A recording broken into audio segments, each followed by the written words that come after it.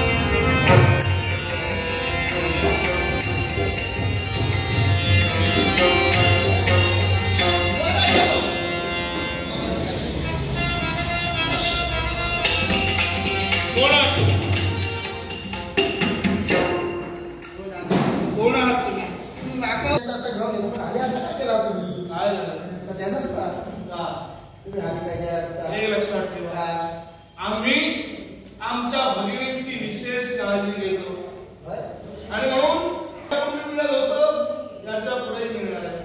तुम्ही म्हणाला सारेजण तुम्हाला ओळखतात, मी तुम्हाला ओळखत नाही. मला सांगा, मी तुम्हाला ओळखावं असे तुम्ही काय दिवे लावला? हो तर तुमच्या धर्मारण्य आला.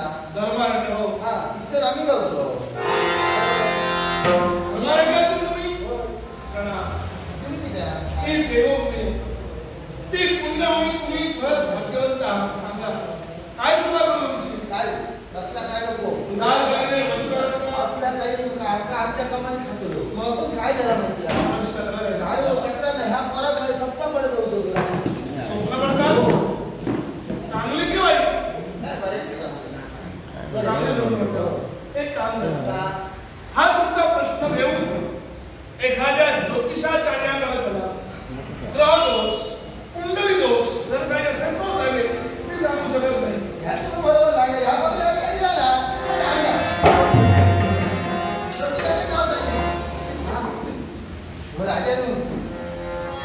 राजानू काम करणार तुमच्याकडे जातात. कसं काय? ह्याची सपना पडतात ना, ह्याच्या सपनात एक राजकुमार येतात, ह्याच्या ढवळ्या घोड्यावर बसे येतात, सोबत फिरायचा. ही स्वप्न प्रत्येक तरुणीला पडतातच. यात काय नवीन आहे? तुमचा कसा ह्याचा काय होणार? राजकुमार दुसरं कोण ना मग एकच असतात. हो. आई बोलते ते सत्य आहे. कारण आम्हाला स्वप्न पडायच्या स्वप्नात राजकुमार येतो हे प्रत्येक स्त्रीच्या मनात येतं, मान्य आहे मला.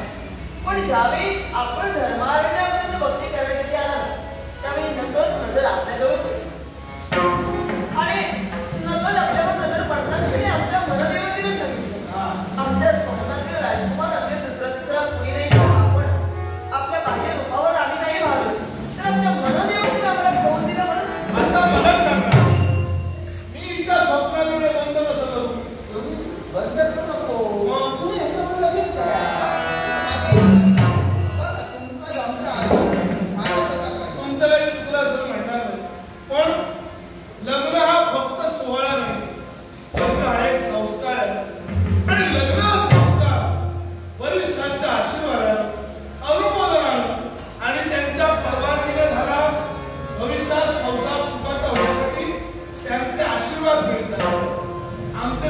प्रश्न आहे. हे सर्व काही मी त्यांना सांगेन.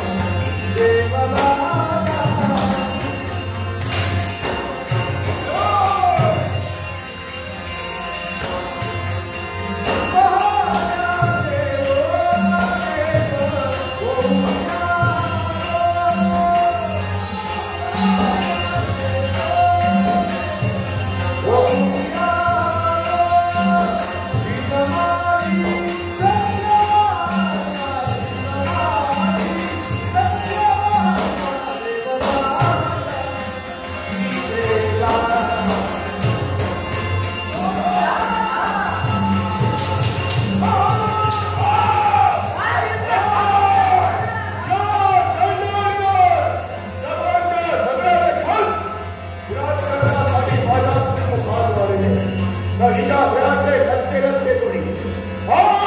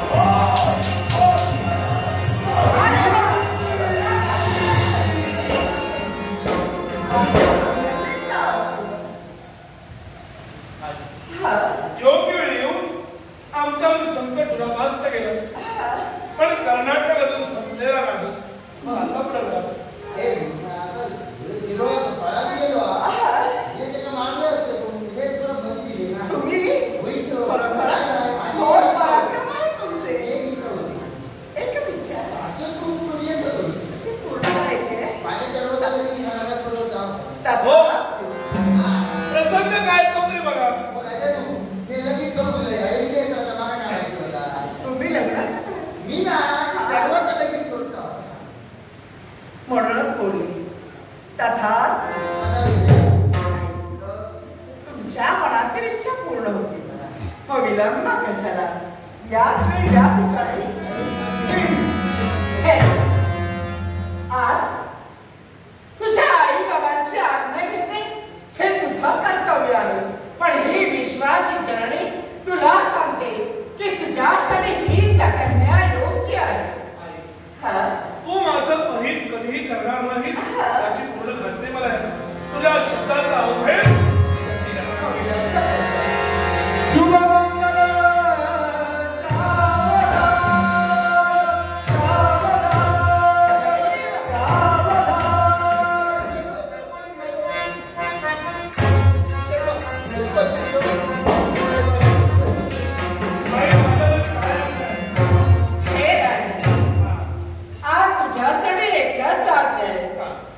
या नवीचा त्याग करून तू यांच्या समवेत धर्मारण्याच्या ठिकाणी म्हणालीस या सर्व घरा नगरीचा त्याग मी करावा आणि धर्मारण्यात यांच्या घरी जाऊन राहावं.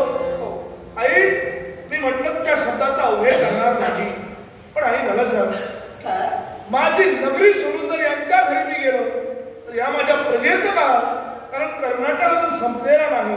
मुळे चिंता नसावी. या प्रजेचं रक्षण करण्यासाठी या तुझ्या नवीचं रक्षण करण्यासाठी हे विश्वाची जननी या ठिकाणी राहिली. या ठिकाणी हे बाळे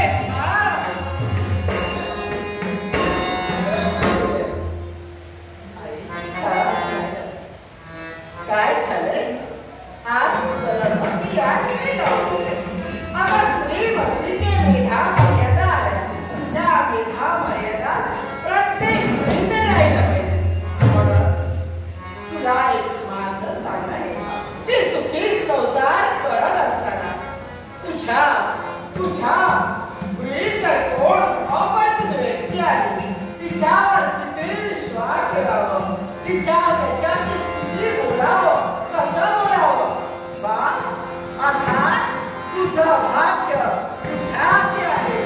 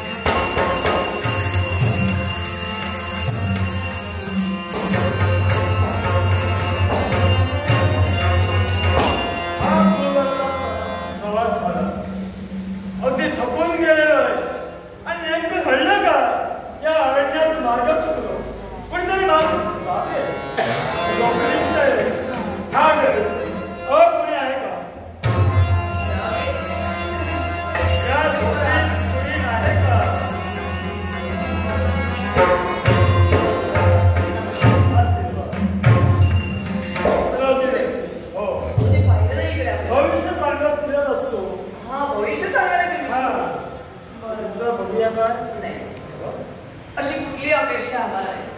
कारण भविष्य पाहून त्यावर जगण्यापेक्षा वर्तमान काळात जे चालू आहे ना त्याचा आनंद घेत का जगलो ना तर भविष्य नक्कीच उज्ज्वल असू द्या. त्यामुळं आम्हाला आमचं भविष्य पाहायचं नाही. क्षमा करा, आपण येऊ शकतो. आम्ही काय म्हणतो, रात्रीची वेळ होत चाललेली आहे, सारीकडे अंधार होत चालला. मग या अंधारात नेमकं कुठं जावं मला समजत नव्हतं. आधार दिसला झोपडीत जा कोणतरी मार्ग सांगेल. म्हणजे मार्ग सापडत नाही एवढंच ना. हो. इकडचे सर्व मार्ग आम्हाला माहित आहेत. मी तुम्हाला मार्ग दाखवतो. हो चला इकडे. मी दाखवते मार्ग. मार्ग तुम्ही दाखवतो राष्ट्रपतीपर्यंत सुखरूप जा तुम्ही. हे सारं ठीक आहे पण या अरण्यात आम्ही समजा दोघे एकत्र जाताना तुमच्या मनात काही नाही पण काय संबंध आहे? माझ्या मनात सुद्धा काही नाही. अहो, येण्याचा संबंध प्रश्न काय होणार? समजा तुम्ही बघितलं आणि तुम्ही लग्न झालेली स्त्री पुरुषाबरोबर जाते काय बोलते विसरला आठवण करतो. अगदी सत्य म्हणाल. नकल विसरून गेले मी. पण मी एक स्त्री आहे एवढं नसून आता सुद्धा आमचं लग्न झालं आणि आपल्यासोबत जर काही अंधारा रात्री मी आपल्याला मार्ग दाखवायला गेले तुमच्या माझ्या मनात जरी काही नसतं तरी हा समाज कोणत्या दृष्टीनं पाहिलं आणि काय बोलेल सांगू शकत नाही. बोलणाऱ्याच्या तोंडाला कोण धरणार? अगदी बरोबर आहे. म्हणून मी काय म्हणतो समजा तुम्ही मला मदत करत असाल नाही नाही. आम्ही दोन्ही स्त्रिया या इथे राहतो त्यामुळं आम्ही आपल्याला नाही मदत करू. नाही पण मी सांगू शकतो ना तुम्ही मला मदत करू शकता. तुम्ही मनात आणलं तर होईल शकतं. कसं आता तर आपण मनात त्यामुळं नाही होणार आहोत. मी काय म्हणतो आता रात्रीचं कुठं जाणार? आजच्या रात्रीपुरती मला जागा द्या.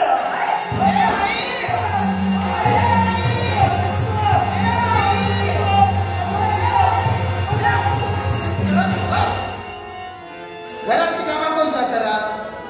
आई